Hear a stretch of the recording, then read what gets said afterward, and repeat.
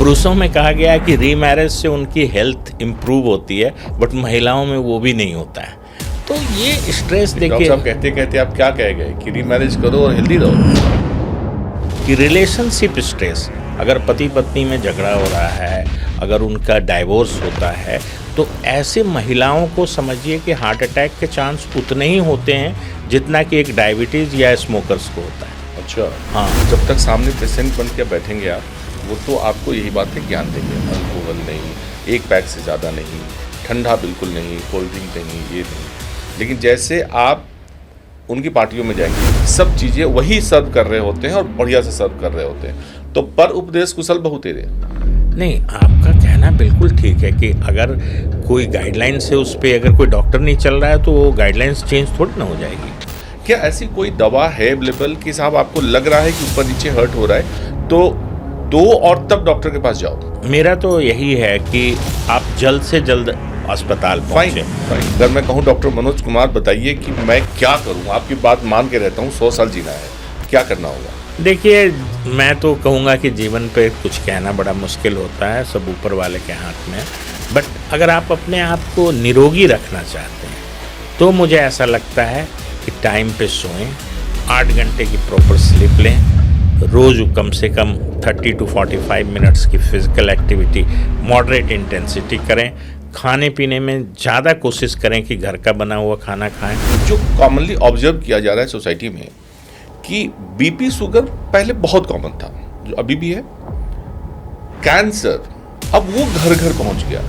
तो यहाँ पे अब जैसे आप समझ रहे हैं कि कैंसर कहीं ना कहीं से एक तो आपका रिलेटेड है आपके एयर पॉल्यूशन से, दूसरा रिलेटेड है आपके पेस्टिसाइड्स, इनडिस्क्रिमिनेट। एयर पॉल्यूशन से तो लंग्स हर्ट ना पूरा।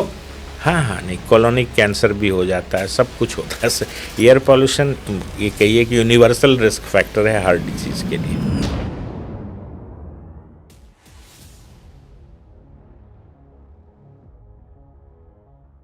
नमस्कार, जनता कट में आपका स्वागत है। आज हम लोग बात करेंगे अपनी सेहत पर। सेहत में आजकल सबसे कॉमन हार्ट डिजीज और हार्ट डिजीज की वजह से डेथ होने वाली डेथ है। आप आजकल बहुत कॉमनली देखते हैं, कोई आदमी जिम कर रहा है, जिम करते हुए डेथ हो गई, कोई कहीं घूम रहा है, उसकी डेथ हो गई। ऑल ऑफ सडन आदमी कोलैप्स कर जाता है और बच नहीं पाता, इतना समय भी नहीं मिलता है कि वो बच पाए। तो इस टॉपिक पर बातचीत के लिए हमारे साथ मौजूद हैं मैक्स पटपगंज के डायरेक्टर कार्डियो खुद डॉक्टर मनोज कुमार जी। मनोज कुमार जी, आपका स्वागत है। Thank you. क्या वजह है? इतना कॉमन तो कभी नहीं था कि आदमी को पता ही नहीं है, समय नहीं मिल पा रहा है। हार्ट अटैक तो पहले भी होता था, लेकिन लोगों के पास समय होता था हॉस्पिटल जाने का, बचने का। अब तो समय नहीं मिल पा रहा है। क्या है ये? नहीं, देखिए, अगर आप देखें तो भारतवर्ष में या कहिए पूरे साउथ ईस्ट एशिया में हार्ट डिजीज़ का इंसिडेंस अगर आप वेस्टर्न पॉपुलेशन से देखेंगे तो ज़्यादा था और अर्लियर था। मतलब कि जैसे अगर वहाँ 60 साल की उम्र में होती है तो यहाँ 10 साल पहले होता है। तो हमारे यहाँ प्रीमैच्योर कॉर्नरी आर्टरी डिजीज़ या हार्ट की डिजीज़ थी और सीवियर भी थी। सीवियर हार्ट डिजीज़ का मतलब होता है कि आप शुरू में ही देखते हो, एंजियोग्राफी करते हो तो देखते हो कि 2 से 3 नसों में ब्लॉकेज हो। तो ये एक डिफरेंस था वेस्टर्न कंट्री के साथ। आप बिल्कुल ठीक कह रहे हैं कि 2000 के बाद से समझिए कि एपिडेमिक की तरह हो गया है। और ख़ास करके ये जो कोविड के बाद आप देख रहे होंगे, पोस्ट कोविड 1920 के बाद से, तो अब इसका जो स्वरूप है वो चेंज हो गया है। आप कहिए कि लैंडस्केप जो है हार्ट डिजीज़ की वो बदल गई है। पहले ये बुढ़ापे की बीमारी समझी जाती थी, आज जो मतलब रिपोर्टेड है कि 17 साल के कम उम्र के लड़के को भी हार्ट अटैक हुआ है। जो कन्वेंशनल रिस्क फैक्टर्स थे, जैसे डायबिटीज़ था, हाई ब्लड प्रेशर है, हाई कोलेस्ट्रॉल लेवल है, स्मोकिंग है, पॉजिटिव फैमिली हिस्ट्री है, वो तो पहले से ही था। वो तो हमारे यहाँ देखिए वर्ल्ड कैपिटल ऑफ डायबिटीज़ है इंडिया। हमारे यहाँ हर तीसरा आदमी हाई ब्लड प्रेशर से संक्रमित है और हमारे यहाँ स्क्रीनिंग प्रॉपर नहीं है। हमारे यहाँ जो एक सोच है लोगों में, बहुत सारे भ्रांतियाँ हैं, मिथ्स हैं, जिसको ये लोग सोचते हैं कि ब्लड प्रेशर से कुछ नहीं होता है एंड ब्लड प्रेशर को हम लोग साइलेंट किलर मानते हैं। और आप देखेंगे कि आज के डेट में 18 साल से कम उम्र के बच्चों का भी ब्लड प्रेशर करीब करीब 10 से 12% लोगों को होता है। तो एक तो कि हमारा प्रॉब्लम है, क्यों शुरू हुआ ऐसा, ये ऑल ऑफ सडन जो एपिडेमिक के रूप में कन्वर्ट कर गया हार्ट डिजीज क्यों हुआ? बीपी आखिर 18 साल के बच्चों को क्यों हो रहा है? शुगर 17 साल से कम बच्चों को क्यों हो जा रहा है?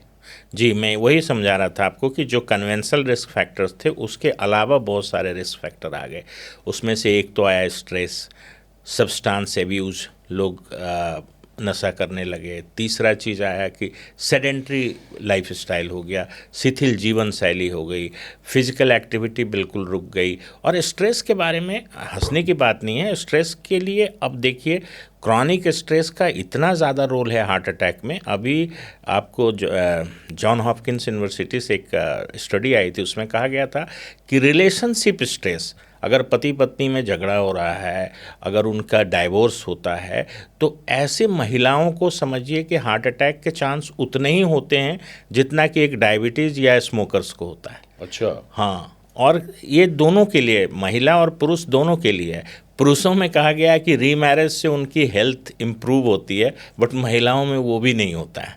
तो ये स्ट्रेस देखिए, डॉक्टर साहब कहते कहते आप क्या कह गए कि रीमैरिज करो और हेल्दी रहो? नहीं, रीमैरिज करने से पुरुषों में बेनिफिट देखा गया। हाँ, मतलब वही आपने पुरुषों नहीं, के लिए कह दिया कि ये रीमैरिज जो करो और नहीं, हेल्दी रहो। बट इम्प्रिंट जो इसका हेल्थ पे है वो बड़ा लंबा है। आपका एक बार रिलेशन ब्रेक होता है, 10-10 साल तक आपको हेल्थ हज़ार्ड होने के चांसेस रहते हैं। तो ये बड़ा सदमा है। तो इस तरह के स्ट्रेस अब देखिए बहुत कॉमन हो गए। दूसरी चीज़ जो मैं सबसे ज़्यादा देखता हूँ, सेडेंट्री लाइफ स्टाइल। बिल्कुल आदमी बैठा हुआ रहता है। आप सॉफ्टवेयर इंडस्ट्रीज़ में देख लीजिए, यहाँ घर में भी आपको सिर्फ जिम जाने से आपका वो चीज़ पूरा नहीं होता है। और आपको मैं एक चीज़ और बहुत ही सहज शब्दों में बता दूं कि बाहर से सुंदर और सुडौल दिखना आपके स्वस्थ शरीर का परिचायक नहीं है। अट्रैक्टिवनेस और वेलनेस दो डिफरेंट कंसेप्ट हैं। तो आपको प्रॉपर स्क्रीनिंग की ज़रूरत होती है। आपके अगर फैमिली हिस्ट्री है तो आपको देखिए, अभी 3 दिन पहले 13 मार्च को अमेरिकन हार्ट एसोसिएशन का एक गाइडलाइंस आया। उसमें बोलते हैं कि हर आदमी को 19 साल से पहले अपना लिपिड प्रोफाइल कराना चाहिए। और अमेरिकन एकेडमी ऑफ पीडियाट्रिक्स जो बच्चों का एक कहिए कि प्रीमियम गाइडलाइंस देती है, उन्होंने कहा है कि आप बिल्कुल बचपन में उन लोगों का कराइए, 2 साल 3 साल के बच्चों का लिपिड प्रोफाइल कराइए जिनके घर में स्ट्रॉन्ग पॉजिटिव फैमिली हिस्ट्री है या फैमिलियर हाइपर कोलेस्ट्रोलीमिया बोलते हैं। अगर कोई जेनेटिक प्रॉब्लम की वजह से अगर उनका कोलेस्ट्रॉल और लिपिड ख़राब है तो उनके 2-3 साल में, बट 5 से 9 साल के बीच में, 9 से 11 साल के बीच में तो होना ही होना है लिपिड प्रोफाइल।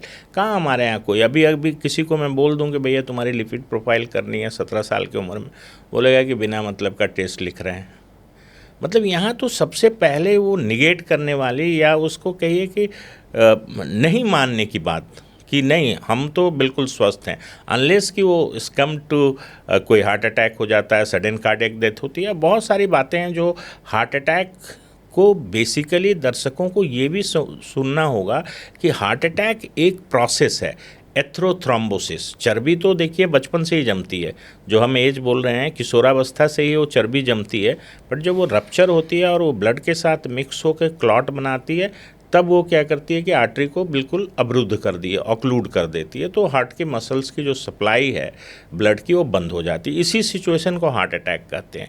ये जो आप देख रहे थे, जो आपने अभी चर्चा किया कि चलता फिरता स्वस्थ आदमी जिम में गिर जाता है, डांस करते हुए गिर जाता है, ये सडन कार्डियक डेथ के परिभाषा में आती है कि आदमी को पहले से लेकिन हम लोग ये मान के चलते हैं कि, या मतलब समाज ये मान के चल रहा है कि साहब ये जो एपिडेमिक आया था कोरोना, और उसमें हम लोगों ने जो वैक्सीन लिया उसके बाद शायद इसका और गंदा इम्पैक्ट पड़ा है। देखिए ओम प्रकाश जी, मैं आपको एक चीज़ बड़ा क्लियर बता दूं कि अभी तक जो स्टडीज़ आई है उसमें वैक्सीन्स का कोई बहुत ज़्यादा रोल नहीं देखा गया है। एक एस्ट्राजेनेका के वैक्सीन के साथ एक आया था कॉम्प्लिकेशंस जो बहुत ही रेयर था, जिसके लिए एस्ट्राजेनेका को कोर्ट में भी जाना पड़ा। उसमें टीटीपी बोलते हैं, थ्रोम्बोटिक थ्रोम्बोसाइटोपेनिक परप्यूरा, वो लाखों में करोड़ों में एक आध केस हुआ वैसा।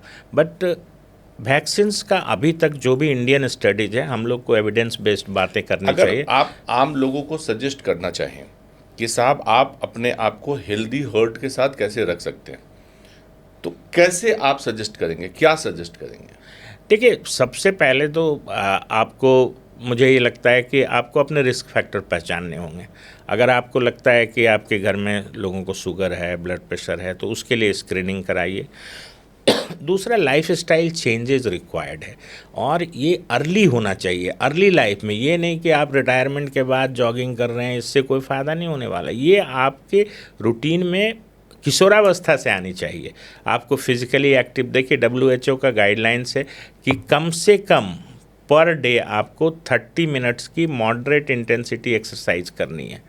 ब्रिस्क वॉकिंग ही करें, बट इतना एक्सरसाइज आपके लिए मैंडेटरी है। उसी तरीके से आपका जैसे स्ट्रेस वाला जो फैक्टर जो अभी डिस्कस कर रहे थे, चाहे वो रिलेशनशिप बेस्ड हो स्ट्रेस या आपके जॉब रिलेटेड स्ट्रेस हो, उसके लिए आपको ये काम करना है कि आपको मेडिटेशन करिए, वॉक करिए, एक्सरसाइज कीजिए। और होता क्या है कि जब आप डिप्रेस्ड होते हैं या एंक्सस होते हैं तो आपकी जो कोपिंग मैकेनिज्म होती है वो उल्टा होती है, वो और अनहेल्दी होती है। जैसे आप बैठ के कुछ अल्ट्रा प्रोसेस्ड फूड पे इतना डेटा है कि इससे कार्डियक डिजीजेज बढ़ती है। बट आज देखिए, हमारे सारे बच्चे स्कूल में, इवन कैंटीन में, स्कूल के कैंटीन में आप चिप्स, बिस्किट्स, इसके अलावा आप कोई हेल्दी स्नैक्स तो देखते नहीं हैं। तो लाइफ स्टाइल चेंजेस की ज़रूरत है बहुत ज़्यादा अभी। खास करके नए जनरेशन के बच्चों को तो मैं ये बोलता हूँ कि आप आउटडोर एक्टिविटीज़ में इन्वॉल्व होइए, टाइम पे सोइए। स्लीप डिप्राइवेशन भी बहुत बड़ा रिस्क फैक्टर है। जब आप क्रॉनिक स्ट्रेस में रहते हैं, नींद नहीं आती है, तो आपके बॉडी में जो हार्मोनल चेंजेज होते हैं, नॉरेड्रेनालिन बढ़ता है, उससे क्या होता है कि आपका ब्लड प्रेशर बढ़ता है। एक पूरे बॉडी में एक इन्फ्लामेशन का सिचुएशन रहता है। देखिए, कोविड की बात आप कर रहे थे, कोविड इटसेल्फ, जो कोविड बीमारी थी जिसको हम लोग कोविड निमोनिया बोलते थे, जिसमें लंग्स में पैचेज आते थे, वो नसों की लाइनिंग को भी डैमेज कर देता था। वो कहिए कि एंजियोपैथी, वेसल्स को भी उसने ख़राब कर दिया। और जो अभी हम लोग इंसिडेंट्स देख रहे हैं, मुझे लगता है कोविड का इसमें कंट्रीब्यूशन है। डॉक्टर साहब, मुझे एक बात, जो एक कॉमन सवाल है कि साहब वेस्टर्न कंट्रीज़ में पैकेट फूड बहुत कॉमन है। घरों में खाना शायद वैसे नहीं बनता जैसे हम इंडिया या इधर कंट्रीज़ में बनाते हैं। Burgers, sandwiches, chips, cold drinks, ये कॉमन है बच्चों से लेकर बड़ों में, लाइफ स्टाइल का पार्ट है। लेकिन डिजीजेज वहाँ कम हैं, यहाँ ज़्यादा है। नहीं, इसका तो मैंने पहला जवाब दिया आपको कि आनुवंशिक तौर पे हम साउथ एशियंस जो हैं, हम इंडियंस जो हैं, उनको हार्ट की ज़्यादा प्रॉब्लम है। हमारे जेनेटिक ऐसे ही है कि हमें हार्ट डिजीज़ जल्दी होता है और सीवियर होता है। और आपको एक चीज़ और मैं बताऊंगा कि major presentation acute coronary syndrome, मतलब कि हार्ट अटैक से होता है या एसीएस से होता है। जबकि आप वेस्टर्न कंट्री में देखें, उनको एंजाइना होता है। वो बताएंगे कि हम चलते हैं तो थोड़ा छाती भारी होती है, तो आपके पास पूरा समय होता है, आप जाते हैं, अपना इलाज कराते हैं, एंजियोग्राफी करते हैं, करवाते हैं, स्टेंट लगवा लिया, बाईपास करवा लिया। बट जो एक्यूट कॉर्नरी सिंड्रोम है, जिसमें कि हार्ट अटैक आता है, और हार्ट अटैक में सबसे ज़्यादा डेथ कब होती है? पहले घंटे में। और ये मैक्सिमम डेथ जो होती है वो एरिथमिक डेथ होती है। हार्ट रेट आपका बिल्कुल इरेगुलर हो जाता है, उसको VFBT बोलते हैं, वेंट्रिकुलर फिब्रिलेशन। तो अब ये चीज़ें जो है हमारे यहाँ कुछ कमी है। देखिए, आपने फूड की बात की, हमारे यहाँ फूड रेगुलेशन उतना अच्छे से इम्प्लीमेंटेड नहीं है। उनकी लेवलिंग अच्छी होती है, उनका कंटेंट अच्छा होता है, मुझे लगता है ईमानदारी भी ज़्यादा है। देखिए, सच कहने में कोई बुराई नहीं, ठीक है। डॉक्टर साहब, कोई ऐसी दवा आप सजेस्ट कर सकते हैं लोगों को कि साहब घर में रखो, कभी आपको लगता हो कि किसी को ऊपर नीचे हो रहा है तुरंत दो। जैसे मानते हैं कि अगर पैरालिसिस से अटैक हो रहा है तो डिस्प्रिन दे देना चाहिए इमीडिएट, कि साहब हॉस्पिटल जाने तक वो आपको सपोर्ट करेगा। क्या ऐसी कोई दवा है अवेलेबल कि साहब आपको लग रहा है कि ऊपर नीचे हर्ट हो रहा है तो दो और तब डॉक्टर के पास जाओ? नहीं, देखिए, मेरा तो यही है कि आप जल्द से जल्द अस्पताल पहुँचे। फाइन। लेकिन अगर घर में डिस्प्रिन है, डिस्प्रिन एक एंटी प्लेटलेट्स ड्रग है, ये क्लॉट बनाने या थक्का बनाने को रोकता है। तो डिस्प्रिन, स्ट्रोक ब्रेन का हार्ट अटैक है, ब्रेन का अटैक स्ट्रोक है, और हार्ट का अटैक हार्ट अटैक है, मायोकार्डियल इन्फार्क्शन है, तो डिस्प्रिन आप दे सकते हैं दोनों सिचुएशन में। स्ट्रोक में उल्टा कभी कभी दिक्कत क्या होती है कि अगर ब्लीडिंग वाला स्ट्रोक है, हेमरेजिक स्ट्रोक जिसको बोलते हैं, उसमें डिस्प्रिन देना ठीक नहीं है। आपको एक प्रोटोकॉल में CT करा के या MRI करा के स्ट्रोक में जब आपको पता चल जाता है कि ये नॉन हेमरेजिक है, तब आप उसको थ्रोम्बोलाइज करते हैं या उस क्लॉट को डिसॉल्व करने की कोशिश करते हैं। हार्ट अटैक में आप डिस्प्रिन दे सकते हैं।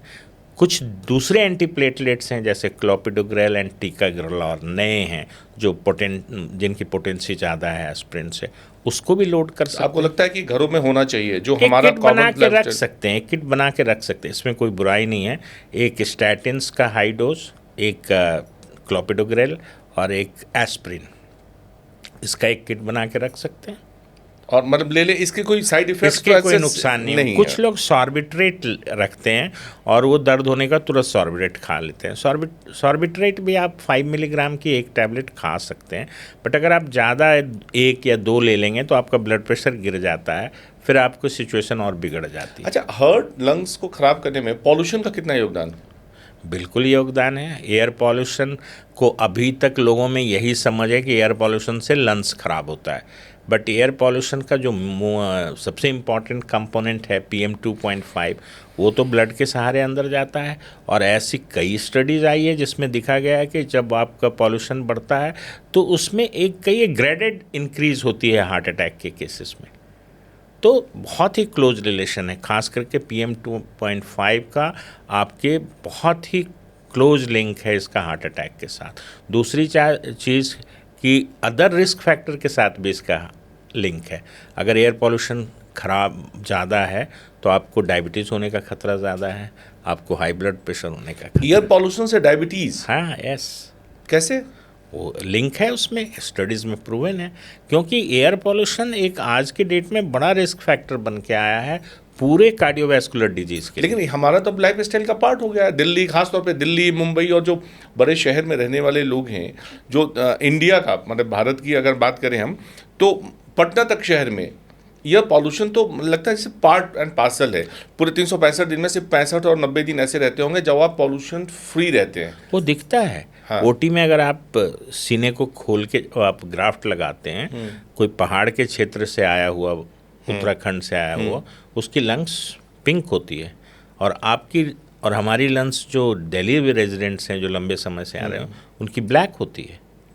तो ऐसा नहीं है कि पॉल्यूशंस तो कहिए कि इतना साइलेंटली किलर है, इसको मैं अब उतना ही बराबर समझता हूँ कि जितना डायबिटीज़ और आप हाई ब्लड प्रेशर को दोष देते हैं, एयर पोल्यूशन भी एक नया रिस्क फैक्टर बन के आया। अच्छा, जैसे दवाई खाते हैं तो बॉडी एब्जॉर्ब करने लगती है कि साहब आज 2.5 मिलीग्राम खा रहे हैं, 2 साल बाद 5 मिलीग्राम खाएंगे, 10 साल बाद वो 10 मिलीग्राम हो जाएगा। क्या बॉडी भी एयर पॉल्यूशन से रेजिस्टेंस हो रही है? क्या हमारी बॉडी भी तैयार हो रही है अब कि नहीं साहब चलो हम इसी मौसम में रहेंगे? क्या ये भी संभव है कभी? नहीं, देखिए, एयर पॉल्यूशन से एडेप्टेबिलिटी की बात आप करें कि एडेप्टेशन हो जाएगा लोगों का, कुछ तो हुआ है, लंग्स में तो हो रहा है। पहले हम लोग 200 पे खांसने छींकने लगते थे, अब 400 की आदत पड़ गई है। बट जो इसमें पार्टिकुलेट मैटर है जो PM 2.5 है, इसका कोई एडेप्टेशन नहीं है, ये तो आपको नुकसान करेगा। इसी तरह से जो गैसियस मिक्सचर है, नाइट्रोजन ऑक्साइड्स है, सल्फर डाइऑक्साइड से, इन सब चीज़ों का, या जो वैक्यूलर एमिशन है जो गाड़ियों के धुओं से निकलता है, ये तो आपको नुकसान पहुंचाएगा। इसमें कहीं कोई गुंजाइश नहीं है। दिल्ली में रहना मजबूरी है तो कैसे बचे? देखिए, इंडोर तो आप थोड़ा बहुत बच सकते हैं, अपने खिड़की दरवाजे बंद रखें। आप एयर प्यूरीफायर रखना चाहते हैं तो रख सकते हैं। प्लांटेशंस करें, घर के चारों तरफ अपना रखें, प्लांट्स रखें। अगर आप बस जो भी प्लांट्स आपको, ऑक्सी प्लांट्स बोलते हैं, बट मुझे लगता है हर प्लांट्स ऑक्सीजन ही देता है, तो प्लांट्स को रखें बालकोनीज़ में, उससे थोड़ा फ़ायदा होगा। और डस्ट को थोड़ा घर में कम रहने दें, डस्ट को जितना बेटर डस्टिंग करें, ताकि ये पार्टिकुलेट मैटर जो जाता है, आप कभी फ़िल्टर खोल के देखिए एयर प्यूरीफायर की, अगर वो चीज़ें आप देख लेंगे, अगर आप अनप्रोटेक्टेड हैं तो आपके लंग्स में जमा जा रहा है, वो नॉस्ट्रिल से, नाक से जाके अंदर जम रहा है रेस्पिरेटरी ट्रैक्ट में। तो मुझे लगता है कि एक तो वैक्यूलर एमिशंस जो है बहुत बड़ा लार्ज पार्ट प्ले कर रहा है यहाँ पे, जो पॉल्यूशन है उस पर कुछ कंट्रोल होना चाहिए, जितना कम गाड़ी इस्तेमाल करें। और मुझे लगता है इंडिविजुअल और गवर्नमेंट लेवल पे भी मेडिसिन इसका कोई उपाय नहीं है? जी नहीं, मेडिसिन से एयर पॉल्यूशन को आप ट्रीट नहीं कर सकते, इसको रोक के ही आप ट्रीट कर सकते हैं। ठीक है, जो मतलब उसके जो दिल्ली एनसीआर में खास तौर पे या पॉल्यूटेड सिटी में रह रहे हैं, उनको लाइफ उनका कम होना ही है। उनकी लॉन्गेविटी कम होगी, उसमें कोई दो मत नहीं। और लॉन्गेविटी कम होने का मतलब है कि आपको जो भी डिजीजेज होंगी वो आपका हेल्थ केयर कॉस्ट भी बढ़ाएंगी और आपको परेशान करेंगे, डिसेबिलिटी भी बढ़ाएंगी। खाली मौतों की आंकड़े की बात नहीं कर रहा मैं, वो डिसेबिलिटी भी बढ़ाएंगे। आज देखिए इतने सारे लोग इंटरस्टिशियल लंग डिजीज़ के आपको व्हील चेयर में सिलेंडर लेके लगाए हुए रहते हैं, उनकी लंग कैपेसिटी ख़त्म हो चुकी है।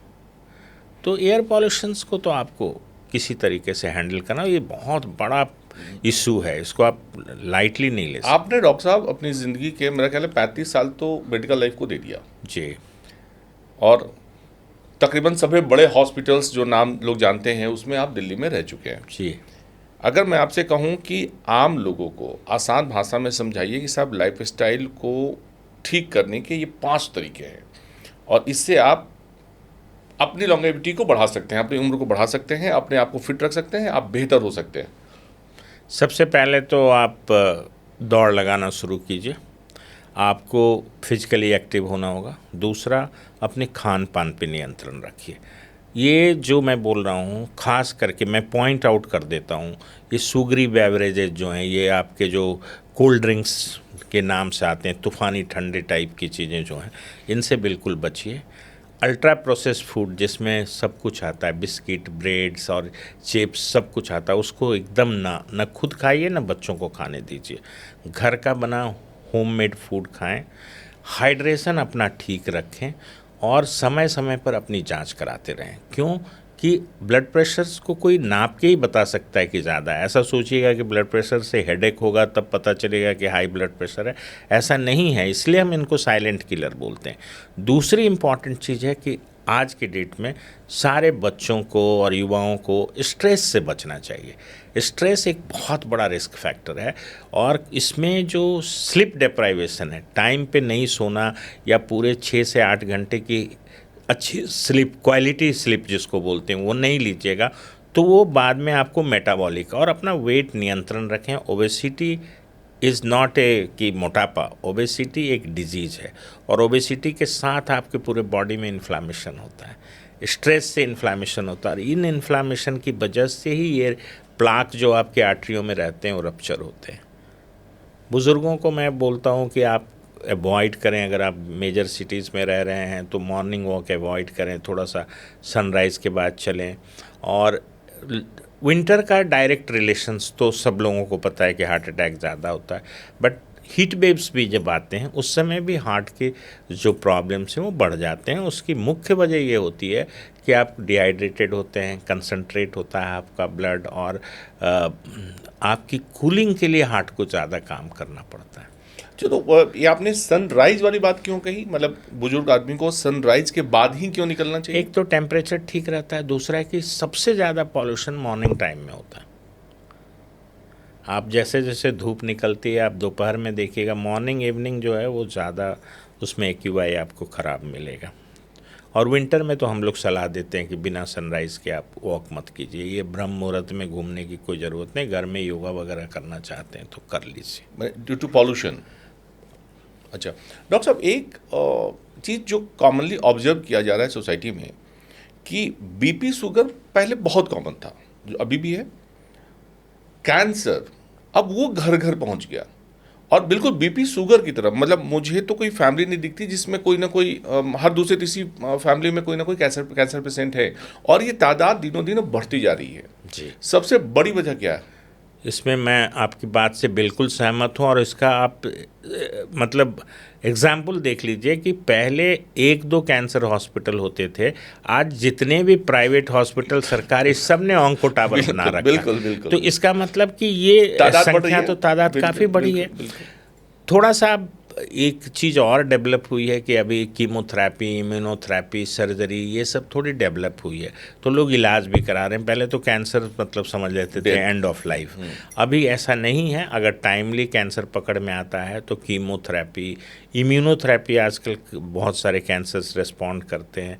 सर्जरी भी एडवांस हो गया है, बाद में उसमें रिकन्स्ट्रक्शंस, मतलब सर्जन्स के 2 ऑन्को सर्जन्स और प्लास्टिक सर्जन्स मिलके काफ़ी अच्छा काम कर लेते हैं। बट निश्चित तौर पे आपका कहना ठीक है कि इंसिडेंट्स बढ़े। इंसिडेंट्स बढ़ने का एक कारण तो ये देखिए, आप कुछ पॉकेट्स जैसे आप जैसे वेस्टर्न यूपी का हिस्सा देखिए, यहाँ पे कैंसर्स की केसेस बहुत ज़्यादा हैं। तो यहाँ पे अब जैसे आप समझ रहे हैं कि कैंसर कहीं ना कहीं से एक तो आपका रिलेटेड है आपके एयर पॉल्यूशन से, दूसरा रिलेटेड है आपके pesticides in air discriminate. Pollution से तो लंग्स हर्ट ना पूरा। हाँ हाँ, नहीं, कॉलोनिक कैंसर भी हो जाता है, सब कुछ होता है। एयर पॉल्यूशन ये कहिए कि यूनिवर्सल रिस्क फैक्टर है हर डिजीज़ के लिए। तो एयर पॉल्यूशन का है। दूसरी चीज़ कि ये आप बहुत बार देखेंगे कि अब जो मेटाबॉलिक सिंड्रोम है, ओबेसिटी है, उससे भी कैंसर का रिलेशन है। जो इम्पॉर्टेंट चीज़ है जिस पे फोकस करना चाहिए कि जो हम लोग खाने पीने में जो फर्टिलाइज़र पेस्टिसाइड्स यूज़ कर रहे हैं, वो हमारे यहाँ कोई कंट्रोल नहीं है। अपना गया खेत में डाल दिया, क्या कंसंट्रेशन है, वो कितना आपके बॉडी में जा रहा है, कुछ पता नहीं। बहुत सारे इंग्रेडिएंट्स हैं हमारे फूड्स में जिससे कार्सिनोजेनिक हैं, लेकिन लोगों को पता नहीं है कि ये कार्सिनोजेनिक है। तो मुझे लगता है कैंसर प्रोड्यूसिंग चीज़ें जो हैं वो समाज में इस तरीके से फैली, चाहे आपके खान पान से फैली, आपके ड्रिंक्स से फैली।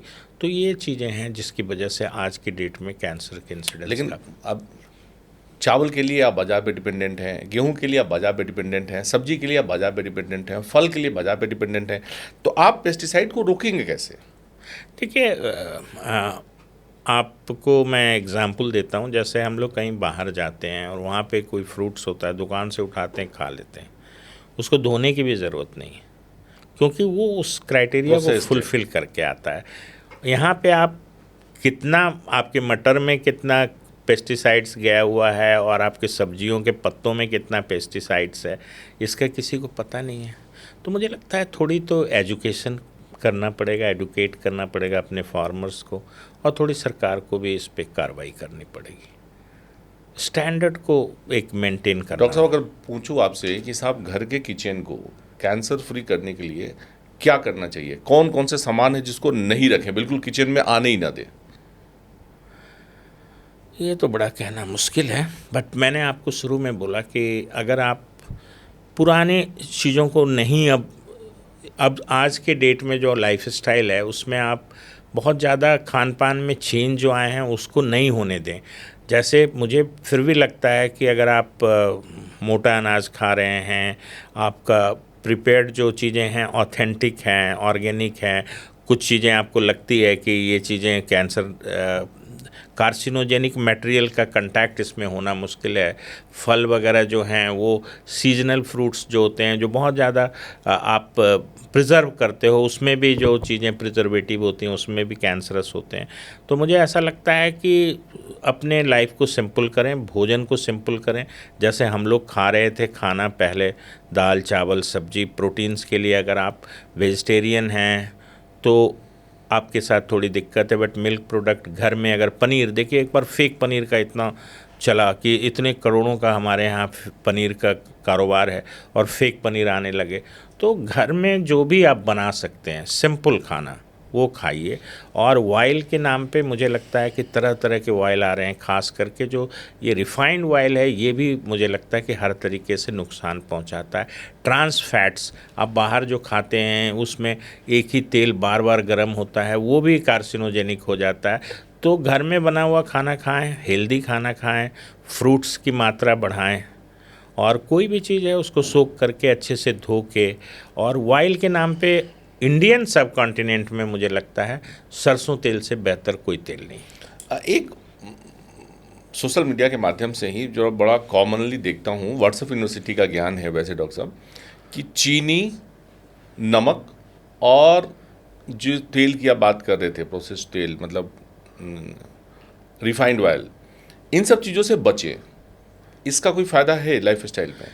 नहीं, देखिए ये जो आजकल बोलते हैं कि ये वाइट चीज़ें छोड़ देनी चाहिए, चीनी नमक जो आप बता रहे हैं, आलू, इसमें आलू भी आता है, पोटैटोज़ भी आते हैं, बहुत सारी चीज़ें।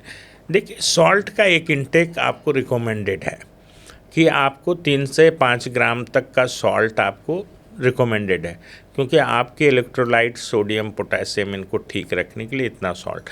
बट टेबल सॉल्ट्स बहुत सारे सॉल्टी, जैसे इवन घर में आप पापड़ अचार इन सब में बहुत सॉल्ट होता है, इन सब चीज़ों को अवॉइड करना चाहिए। बट सॉल्ट की एक मात्रा तो आपको ज़रूरी है।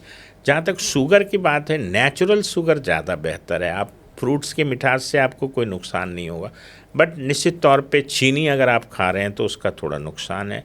और कुछ लोग चीनी और गुड़, इनको लगता है कि दोनों बहुत डिफरेंट क्लास के हैं। दोनों मीठे हैं, दोनों शुगर है, एक सफ़ेद है एक थोड़ा भूरा है, तो इसलिए उसमें भी कोई फ़ायदा नहीं होने वाला है। बट निश्चित तौर पे आजकल ऐसा बोला जा रहा है कि कार्बोहाइड्रेट्स भी बहुत बड़ा रिस्क फैक्टर है हार्ट डिजीज़ के लिए। Even it is a bigger risk factor than the fat. Okay. हाँ, इसलिए कार्बोहाइड्रेट का भी इंटेक आपको बहुत नियंत्रित रखना है। नहीं, जो शुगर की जगह पे गुड़ या नमक के सोयाडीन आयोडीन नमक की जगह पे वो जो व्रत वाला नमक चलता है, सेंधा नमक, वो, और रिफाइन की जगह से सरसों तेल, ये सॉल्यूशन नहीं है? नहीं, मुझे नहीं लगता है कि ये सॉल्यूशन है, but it is a better option. जो आप चूज कर रहे हैं उसमें अच्छा ऑप्शन है कि आप तेल के जगह पे सरसों तेल। अब देखिए, ग्रास फेड काऊ घी इतना बड़ा जहर नहीं है जितना लोग मानते हैं कि घी खाना ही नहीं है हार्ट के पेशेंट्स को। अगर ग्रास फेड काऊ घी आप खाते हैं, गाय का घी खाते हैं, उसमें बहुत सारी चीज़ें देखी गई हैं कि पेट के बैक्टीरिया के लिए भी ठीक होता है और नसों में भी ब्लॉकेज नहीं करता। ये जो ट्रांस फैट्स है, जो बटर है या वो बार बार गर्म किया हुआ तेल है, उसका चीज़ आप यूज़ करते हैं तो वो हार्ट के लिए काफ़ी नुकसान। नहीं, गाय का घी या चावल या गेहूं, ये तो हमारे पूर्वज हजारों साल से खा रहे हैं, और मेरा ख्याल है सब लोग हेल्दी भी रहे हैं और 100 साल 200 साल तक जिए भी। ये तो नया कॉन्सेप्ट है कि साहब आप घी मत खाओ और ये ना करो वो ना करो। नहीं, जहाँ तक गेहूं की बात है, गेहूं तो एग्रीकल्चर के पहले तो हमारे जितने पूर्वज थे वो मांसाहारी ही थे। हंटिंग जब एरा था तो वो मांसाहारी, तो उस समय भी लोग स्वस्थ थे। और एक मैं आर्टिकल पढ़ रहा था कि जो ममीज़ इजिप्ट में है, उनके टांगों के नसों में भी वो चर्बी जमी हुई है। तो वो जब हंटर ब्रीड के थे, उतना एक्सरसाइज था, जानवरों के पीछे भागते थे, उनको भी एथेरोस्क्लेरोसिस हो सकता था या उनके भी नसों में चर्बी जम सकता था। तो आज अगर हम बैठे हुए रहते हैं और इस तरीके से खाते पीते पे भी कंट्रोल नहीं रखेंगे। कार्बोहाइड्रेट्स के लिए मैं बहुत ज़्यादा नहीं, मतलब एक बैलेंस डाइट चाहिए आपको। कार्बोहाइड्रेट भी चाहिए, फैट भी चाहिए, प्रोटीन भी चाहिए। वो ऐसा भी नहीं, मैं जो नए जनरेशन वाले अपने प्रोटीन ही दिन भर जोड़ते रहते हैं कि इतना ग्राम हुआ या नहीं हुआ, उस पर नहीं जाना है। बट एक संतुलित आहार जो एक कंसेप्ट है उसको तो फॉलो करना पड़ेगा। डॉक्टर साहब, जो हमारा लाइफ स्टाइल है उसमें 100 साल जीने के लिए, अगर मैं कहूँ डॉक्टर मनोज कुमार बताइए कि मैं क्या करूँ, आपकी बात मान के रहता हूँ, 100 साल जीना है, क्या करना होगा? देखिए, मैं तो कहूँगा कि जीवन पे कुछ कहना बड़ा मुश्किल होता है, सब ऊपर वाले के हाथ में।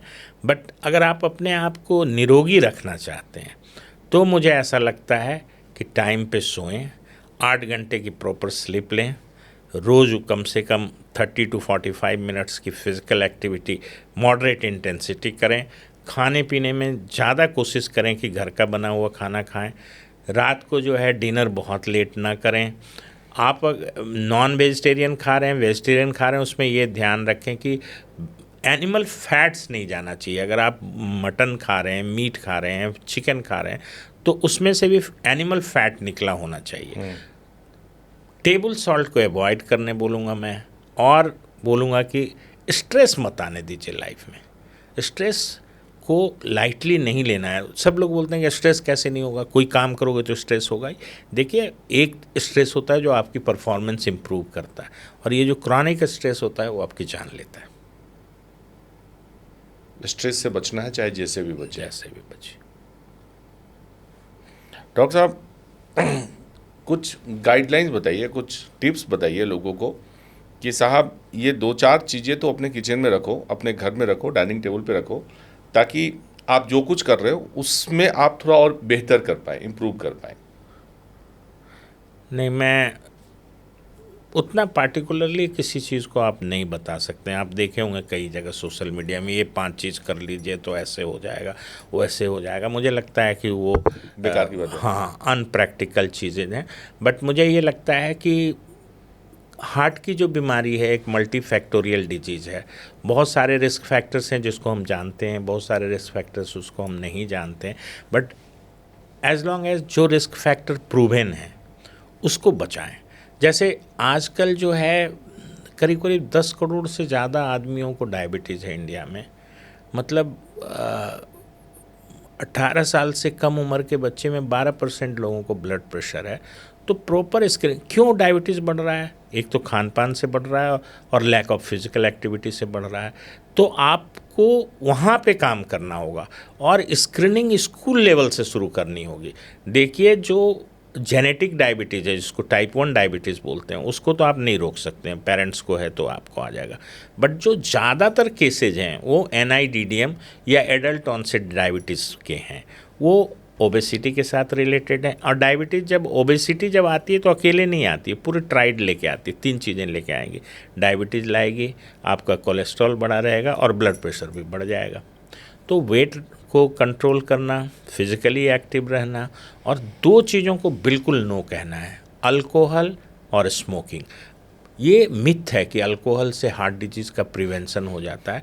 ये कहीं भी किताब में नहीं लिखा हुआ है कि you should take alcohol to improve your heart health, but ये लोगों ने चला रखा है। अल्कोहल मेरे हिसाब से एक ड्रॉप भी पॉइजन बन सकता है। ये एक पैक से भी आपकी पैनक्रियास पे असर हो सकता है, और आप लगातार पीते हैं तो आप देख ही रहे हैं लिवर सिरोसिस। ये डॉक्टर्स मनोज कुमार बता रहे हैं, लेकिन मैं आपको बताऊं कि मैं ऐसे दर्जनों डॉक्टर्स को पर्सनली देखा है जो जब तक सामने पेशेंट बन के बैठेंगे आप, वो तो आपको यही बातें ज्ञान देंगे, अल्कोहल नहीं, एक पैक से ज़्यादा नहीं, ठंडा बिल्कुल नहीं, कोल्ड ड्रिंक नहीं, ये नहीं। लेकिन जैसे आप उनकी पार्टियों में जाएंगे, सब चीज़ें वही सर्व कर रहे होते हैं और बढ़िया से सर्व कर रहे होते हैं। तो पर उपदेश कुशल बहुतेरे। नहीं, आपका कहना बिल्कुल ठीक है कि अगर कोई गाइडलाइंस है उस पर अगर कोई डॉक्टर नहीं चल रहा है तो वो गाइडलाइंस चेंज थोड़ी ना हो जाएगी। अब डॉक्टर भी ह्यूमन बीइंग है, उसकी क्या एडिक्शन हुई, उसने स्कूल में क्या देखा, मेडिकल कॉलेज में देखा, उससे फ़र्क पड़ गया। बहुत सारे डॉक्टर्स हैं जो अल्कोहल नहीं भी लेते हैं, मैं अल्कोहल नहीं लेता हूँ। तो वो चीज़ें जो है कि एक बहुत शोध के बाद जब ये कहा गया कि हाँ भाई 45 ml विस्की आप ले सकते हैं, वो आपके लिए हेल्दी है, 1 drink for women, 2 drinks for the man. तो इस तरह की चीज़ें जब डिस्कवर की गई तो ये बहुत सारी चीज़ों पे कि आपका इस पे लिवर पे क्या असर हुआ, पेनक्रियास पे क्या असर हुआ, गट पे क्या असर हुआ, हार्ट पे क्या हुआ। फिर भी मुझे लगता है कि अल्कोहल लेने की कोई ज़रूरत नहीं है। नहीं, लेकिन एक पैक विस्की वाली कॉन्सेप्ट है अभी बाजार में। हाँ, ये तो आर यू रिकमेंड दिस? नहीं, I don't recommend, I recommend abstinence from alcohol, but if you take alcohol then you should have a moderate consumption of alcohol. क्या फ़ायदा होता है एक पैक पीने का, क्या बेनिफिट? बेनिफिट नहीं है तो बहुत ज़्यादा नुकसान नहीं है। बेनिफिट अल्कोहल से कोई नहीं होता, नहीं, लीवर पे, पेंक्रियाज पे, या कहीं कहीं कोई बेनिफिट अल्कोहल से कोई बेनिफिट नहीं है। स्मोकिंग को तो मैं अल्कोहल से भी बदतर मानता हूँ, स्मोकिंग का कहीं कोई बेनिफिट नहीं है। एक आप स्मोक पीते हैं उसमें से 400 ऐसे केमिकल्स निकलते हैं जो कार्सिनोजेनिक से लेके कैंसर से लेके तमाम लंग्स को, फाइब्रोसिस, इम्फाइस्मा, लोग एक एक ब्रेथ के लिए, एक एक सांस के लिए तरसते हैं। डॉक्टर साहब, कुछ ना कॉन्सेप्ट है बाजार में, जैसे आपने कहा कि 8 घंटे सोना चाहिए, लाइफ स्टाइल ठीक होना चाहिए, लेकिन मैं प्रैक्टिकल लाइफ में देखता हूँ, जैसे फॉर एग्जांपल प्रधानमंत्री नरेंद्र मोदी नहीं सोते 8 घंटा, 5 घंटे, 5.5 घंटे, इससे ज़्यादा नहीं। अभी जो बीजेपी का राष्ट्रीय अध्यक्ष है नितिन नवीन, उनके बारे में भी उनके लोग यही कहते हैं कि 5 से 6 घंटा, इससे ज़्यादा नहीं सो पाते हैं। और दे ऑल आर गुड, मतलब PM तो अब 75+ हैं और बढ़िया है, हम लोगों से ज़्यादा काम करते हैं, हम लोगों से ज़्यादा एक्टिव रहते हैं और उतने ही फास्ट हैं। तो ये कॉन्सेप्ट की प्रॉब्लम है या मतलब बॉडी को ऐसे ढाल लिए? मुझे लगता है जिन लोगों का आपने नाम लिया है बड़े डिसिप्लिन से लाइफ स्टाइल में रहते हैं। हम लोग उतना जानते नहीं, बट इनका खाना पीना और physical activity, yoga, meditation, fasting, ये सब चीज़ों पे बहुत इन लोगों का कंट्रोल है और मुझे लगता है कि ये लोग स्ट्रेस में भी नहीं जाते हैं, हालांकि पूरे देश को भी संभालते हुए इनको स्ट्रेस नहीं होता है। हाँ, आपने कहा स्लीप की इंडिविजुअल रिक्वायरमेंट डिफ़र करती है, बट ये डेटा निकला स्टडी से कि हाँ 6 से 8 घंटे अच्छे से सो लिया तो उसकी ब्रेन की रिकवरी अच्छी होती है। बट कुछ लोग 4 घंटे भी गुड क्वालिटी स्लीप लेके काम कर सकते हैं, उनको डे टाइम कोई लेजीनेस नहीं होता है। बट औसतन जो शोध के आधार पे 6 से 8 घंटे का साउंड स्लीप आपको लेजीनेस की और भी कुछ वजह होती हैं। जैसे रात में आपको अच्छी नींद नहीं आई, उसकी बहुत सारी वजह होती है। जैसे आप स्ट्रेस में हैं तो आपका नींद अच्छा नहीं होता। अगर आपको ऑब्स्ट्रक्टिव स्लीप एपनिया है, जैसे आप की ओबेसिटी है, आपको रात में खर्राटे आते हैं, तो उससे क्या होता है कि आपके एपनिक एपिसोड्स होते हैं, बीच में आप सांस लेना बंद करते हैं, उससे क्या है नींद अच्छी नहीं होती है। तो डे टाइम ड्राउजीनेस बहुत कॉमन होता है इन लोगों को।